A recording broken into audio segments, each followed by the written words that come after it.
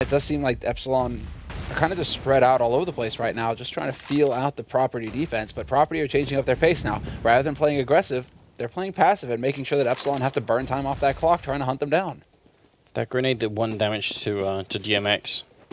It's not as cool as the 2-bullet AWP shot we saw on Overpass, but... On Chris J. Yeah. The power of Chris J. Chris J is the one who decides when you live or die. And he decided to taunt his opponent there. Emilio, good angle. Easy shot on PM. The bomb is making its way up through connector as well, so this will be an A push coming out here, but Zed takes down GMX, and now, I mean, the push is happening too slow here for Epsilon. The backup is coming in as well. Zed still in a good corner, and oh, what a nice shot on Uzi. That almost looked Triggerbot-like, because he was just sort of, you know, gliding in behind the crate just as he did it. Pretty cool. That was just like raw reaction, basically, I think. And Zed looking for a little bit more. He's going to take down a 3rd kill here and going for Scream, and that's it. A quad kill from Zed. Very nicely handled here with the M4. Yeah, you sort of got to wonder, you know, is it like the beast beneath the surface here of Zed? Is he slowly waking up? It's to me, it's just look at this. This is really cool. I think Zed's a fan of lasers. It's just pew pew lasers all over the place. But that was just really that's when you realize, you know, just the accuracy of the M4A1, that burst control from Zed. He just looked like he was in full control the entire time. That's such a pleasure to watch as well, considering he's a goddamn ninja. Oh, okay. What's up? Goodbye, Uzi. He was so sneaky as well, crouching in. Yeah, exactly right. And then Delpan was just like, none of that. Yeah, I see you. Sit down. Time to take a nap. All right, but that's kind of like getting your position revealed by a mortar hitting it, right? That's what that auto sniper is like. Oh, I've been caught. I'm dead. That's it. It's not quite the same if someone's shooting at you with an M4 or something. You're like, oh, you know, they know where I am. I'm gonna run back. A little bit different. All right, so this is gonna turn into yeah, I sure was gonna say like a standard play, but they've already lost 1 guy, and they have 1 guy going through underpass eventually. Or, yeah, trying to make some noise over here. Foxio is going to go down, so now the game is definitely up. Pretty sure Property have a great idea of what's going on here, and this should be no problem at all. They had smokes and nades as well. That's what I don't understand there. I think this round fell apart when these 2 people died over here. I think this was like it's like, if you guys just get a kill over here, we'll play the rest out on A. And then there's no follow-up to that. Nobody said, what if we don't, right?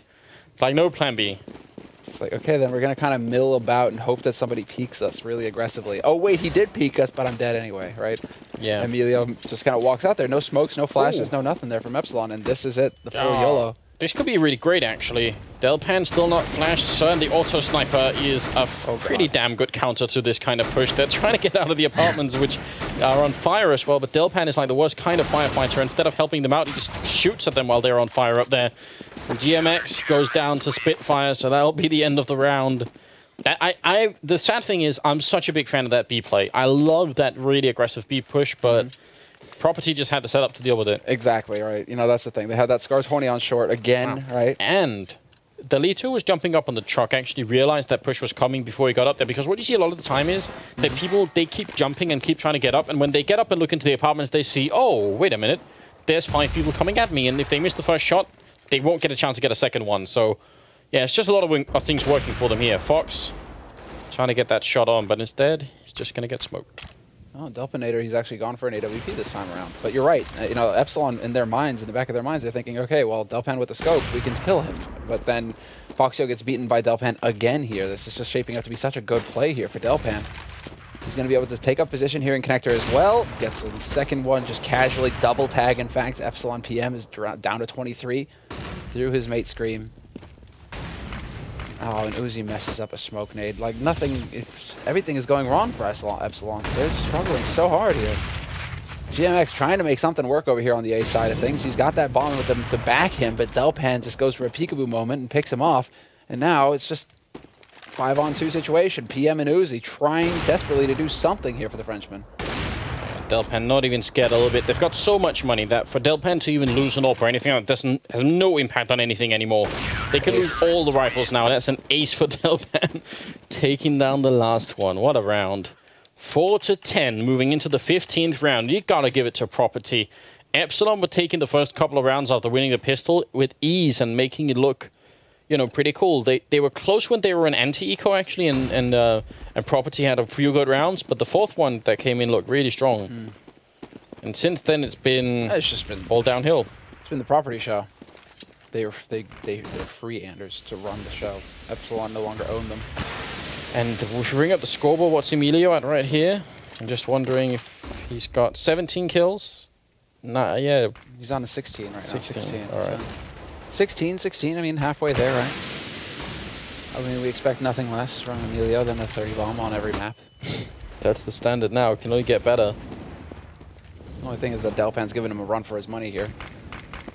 Smoke the block off window, however, that's going to force the rotation out from Emilio. We'll see if they can actually capitalize on this Epsilon.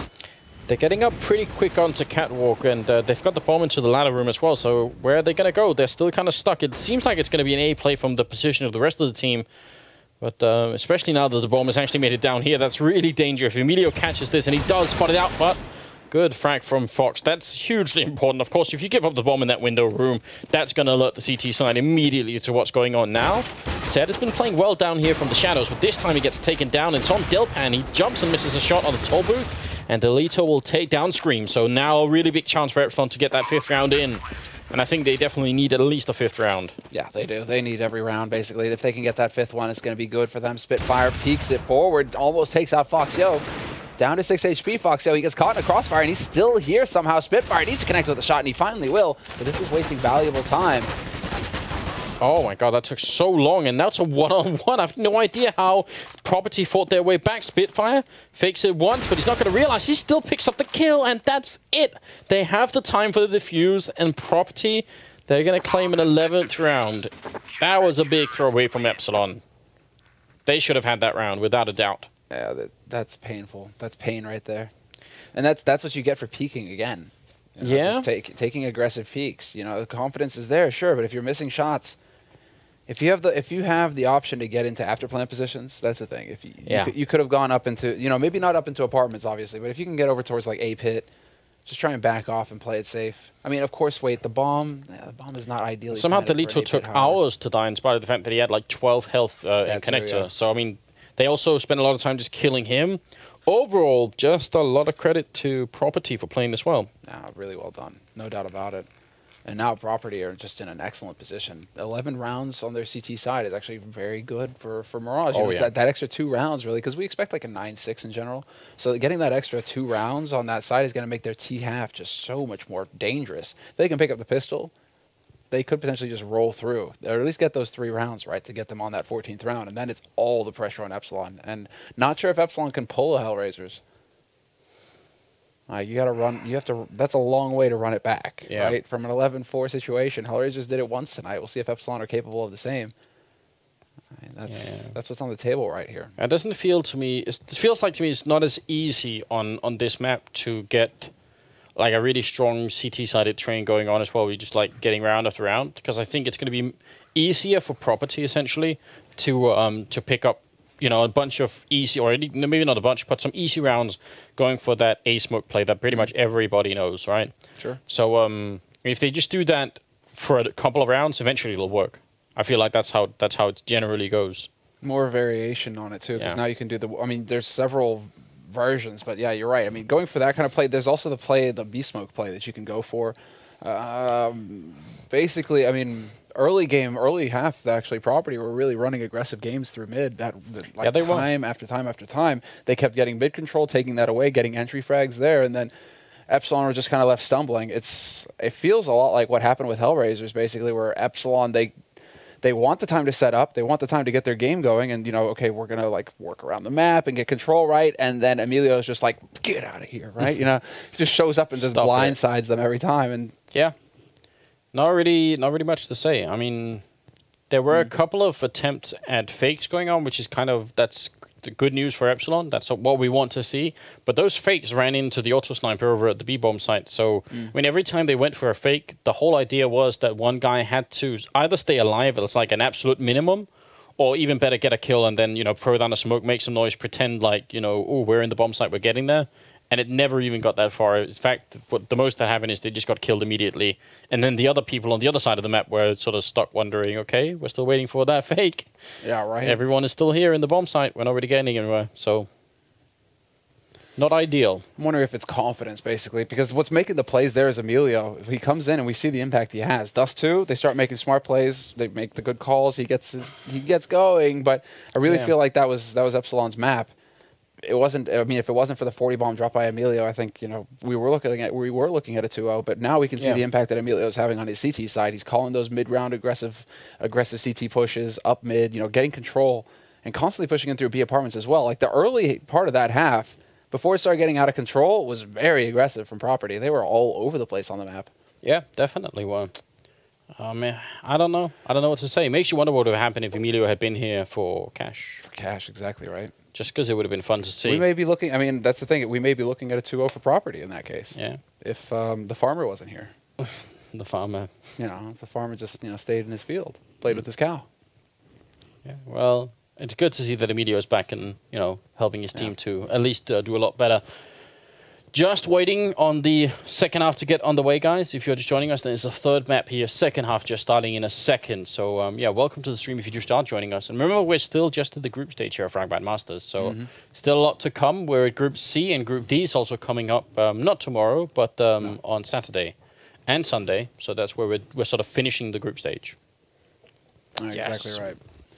And tomorrow. Get into playoffs. Yeah, that's going to be exciting. What's happening tomorrow? Tomorrow we got the winners match between Fnatic and Hellraisers. So, yeah, that's going to be exciting. Best of 3 between Fnatic and Hellraisers. Pretty cool match. Curious about the map. I'm still holding out for Overpass to start that series, to start that best of 3. It feels to me like Hellraisers are. I mean, I think actually they beat NiP today on Overpass 16-13. That was that Fnatic or was that Hellraisers? Hellraisers. So that was going on a little earlier. So I think that's like a decent sign. NiP seem to have put some work into Overpass. Well, NiP have always seemed to be like a bit ahead on Overpass. I mean, at least they've been trying. I'm not sure if they've been succeeding necessarily, but they've been trying. I'm not worried about NiP right now. These best of 1 online games, that's the thing. Me neither. But NiP have always been a team that have had trouble getting practice matches, and so a lot of their practice matches are actually official matches where they just mess around and try new ideas out and try and just change their game a little bit. So, NiP struggling in these sorts of online tournaments where, all of a sudden it's just like these best of 1s, random. You have a whole night of best of 1s. They're turning that into practice and experimenting. Now the question is, that only stands if they then just bring a different kind of performance on LAN and manage to just, lay down the pain on LAN. I don't know. I feel like I don't know. I have a lot of questions that are unanswered about NiP. I feel like, I don't know. I have a hard time seeing them win the next major if they show at the same format they had at Katowice. Let's put it like, or sorry, at Cologne. Let's put it like that. Yeah. I feel like there's a good chance some other team could do it. Sure, absolutely. I mean, currently, I wouldn't say Titan because I think like Titan, that was kind of like Stockholm was kind of like this wow, everything coming together, double op, amazing. Yeah, I think it's too. I still feel like it's too soon to judge any of the new French teams. Yeah, I mean, but it's good that we have all this time now. I mean, that's really good for us and for the teams. I'd say my favorites to take it are Virtus Pro, Fnatic, or one of the American teams, mostly Cloud9. Yeah. iBuyPower. Yeah, no.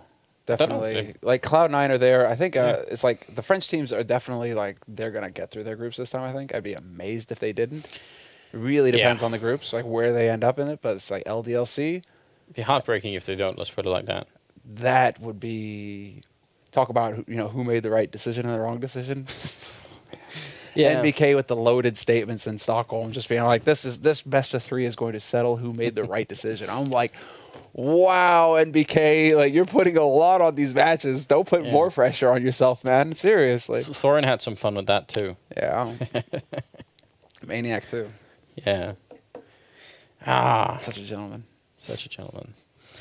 Who else? I don't know. I still feel like Navi's Navi's basically always going to be a strong contender at any major series, I would say. I feel like they just have that quality. So yeah, if they can make it into playoffs and not play Nuke.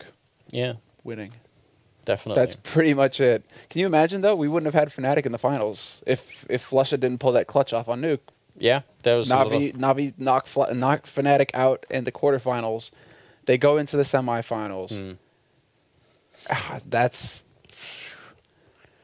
It's like one round on the last map of a best of 3 that settles that legendary finals that we had at Gamescom. That's just amazing. I mean, I want to say Dignitas too, but I just feel like I want to see a little bit more from them because it feels like they've been having like this off period where they haven't been doing so much. So I just want to see them play a little bit more. But I mean, obviously, you have to consider them as well. Yeah, it's like fetish, not in it as much. I mean, but then again, they've still got things going on for themselves. You know, Sipnix, he was on a school trip. I mean, he was off like study trip or something like that. Basically, you know, it's just Fetish has got this new internship job thing going. I mean, there's a lot of time. Study trip.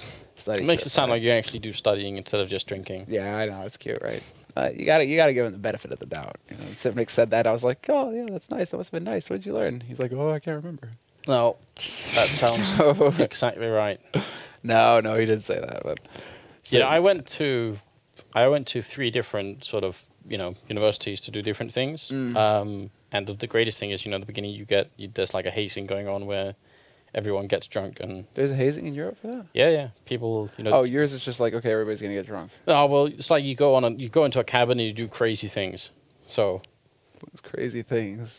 It's like, all right. So one of the players is rebooting and we should be good to go. You brought this up, man. I'm gonna throw you under the bus now. What is a date? What is crazy by Danish standards? That's what I'm curious about.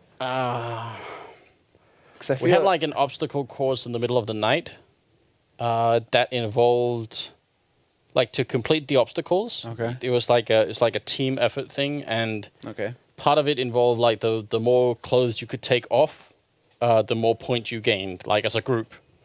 And because there's a certain amount of alcohol involved, things got slightly out of control. Put it like that. We'll end the story right there. For everyone's sake. Sounds like a very good kind of hazing. I think like North America need to take notes on their hazing here. Clearly, the Danes I did it 3 times, idea. so that's it was so good. I just thought, wait a minute, you mastered that obstacle course. Isn't it better if I drop this course and then go on a new one and do more hazing? That sounds like a much smarter plan. Definitely. I figure like they must have been very fun obstacles on that course.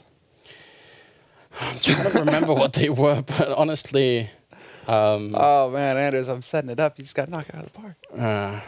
I mean, no, but I'm trying to keep it, keep it legit for everyone. I can't remember any kind of hazing or anything like that because I think it got outlawed once people started dying. In the States, at least, like where it's like hazing. You can say it's like hazing, but it's not really hazing. I was gonna say there's a fine line, but people dying is on the other side. It's like I've had that's too much. It's kind of like more than just a step past the line. It's kind of like a leap or a bound. No, not cool. No, definitely not. So there you go. Right, no hazing. No, but just some fun games, right? That's all right. The team's to the rescue. Let's get into this match. Enough of the talk, Anders. Yeah, we'll share these stories at another time, at a different place, but they're more appropriate. Yeah, when there aren't sponsors sponsoring the stream. Exactly. Well, Property with a really big lead, looking to make it 2-1. They lost the first map. They won the second map on Dust 2, thanks to Emilio being completely nuts. Now, they're looking to see if they can do it again here, and Delito will open up on Uzi, and that's a major problem here, especially because, well, actually, the main forces are moving a little bit too quick. They should wait for the people over at A, and actually, the whole of A has been checked, so are they going to go back through underpass? This is not what Property were looking for. But it's working out kind of interesting. Now they're wrapping around through CT spawn. This has got to be a really, really odd pistol round coming out here from the terrorist side. But it seems to be working reasonably well as Emilio takes a shot on PM. And Fox, now 1-on-3. He's going to end up going down here to Delpan. So this round was supposed to work out the way where Delpan and Emilio were the 2 people pushing A. And they should have run into some people, had a prolonged fight so that people start rotating over. Then the 3 people over at B with the bomb, they rotate in, put the bomb down. They have a little party over there and, the bomb blows up eventually. Instead, they ended up going for CT spawn. You saw the rest. That was a crazy round. That was all over the place. You almost wish that they'd held out a little bit longer, but then I guess the idea of that pincer movement was just too good. Uzi's going to have the CZ75, and he's just going to be a slaughter. Picks up GMX. He goes for the Galil, and GMX is still alive on this site, man. It's just to pick up another one. GMX going to get overwhelmed in the end, but they've taken tremendous damage here. The team Property limping along, but it looks like they've managed to regain some form of control. Yeah, PM here, I think he's been spotted out as well. He's actually going to pick up that 1 kill, and then Emilio is to the rescue with a triple kill. Still a massively expensive round coming out here from Property. But the problem for Epsilon is they bought armor, so they can't even go for like a sneaky force up here. It'd be really cool if they could, but it's not an option. So tragically, I mean, what are we looking at now? 13-4 or something like that? They're just on the doorsteps of victory here. Yeah, they are, exactly. They're going to bring it. It's going to be that situation, same as for Hellraisers, right? They have to run it back. A huge run back, basically. I think Hellraisers had a couple more rounds, though, before they started their comeback. But still, like, it's of the same scope. Like, you still have to actually manage to put, like, 9 rounds, 10 rounds in a row together.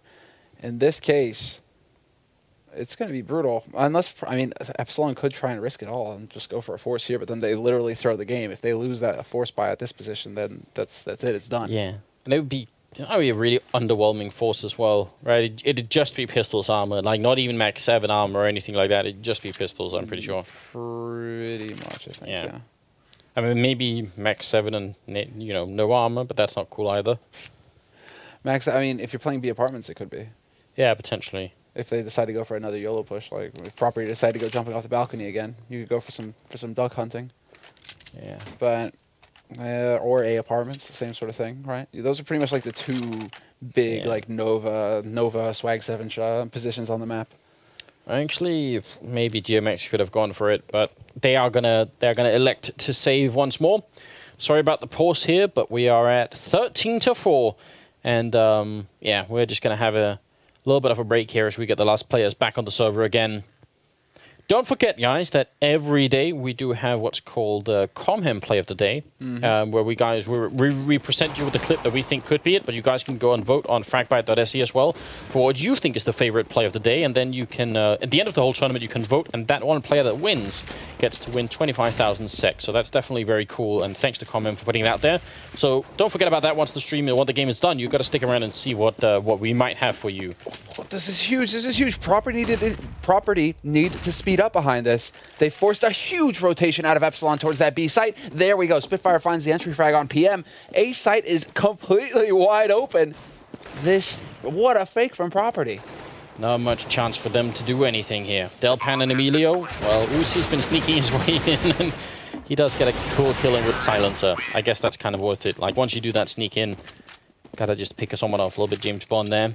It's a team ace coming out from Property as every single person picks up a kill, but it's still Delpan with the top here, 23, closely followed by Emilio at 22. On the other team, slightly less impressive with GMX at 11.